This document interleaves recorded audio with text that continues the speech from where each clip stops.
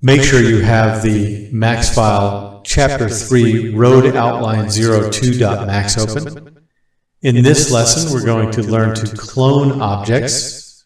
We're going to clone the 2D shapes in the scene so that we are working on copies of those 2D shapes rather than the originals. A similar concept in our workflow to making our incremental save.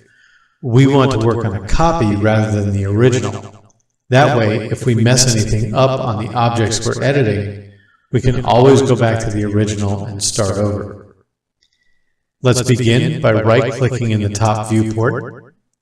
Right-clicking a non-active viewport will cause that viewport to activate while not affecting anything else in the scene. It's a good habit to get into, and it can help avoid accidents when you get into working in 3ds Max. We're going to maximize this viewport so we can work in it a little easier. Press Alt-W to maximize the viewport.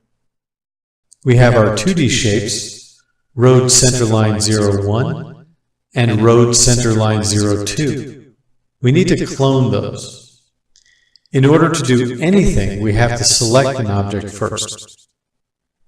Right here, we can hover our mouse over the line, and we can see that it is Road Centerline 01. Highlight the shape by clicking on it. Click on the Edit menu and choose Clone from the drop-down menu. In the Clone Options dialog, make sure the Copy Radio button is chosen. This is going to make an independent copy of this Road Centerline 2D shape and leave our original. Instead of having it called Road Centerline 03, we'll highlight the Centerline 03 and name it Outline 01. This is eventually going to become our road outline. Click OK. Let's do the same thing to Road Centerline 02. Select it. Select Edit from the main menu. Choose Clone from the drop-down menu. In the Clone Options dialog, make sure Copy is selected, and rename the Centerline 03 portion of the name to Outline 02. Click OK.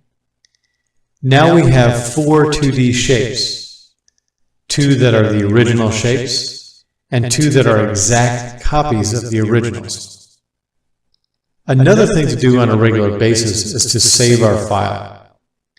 We're not going to save an incremental file at this point.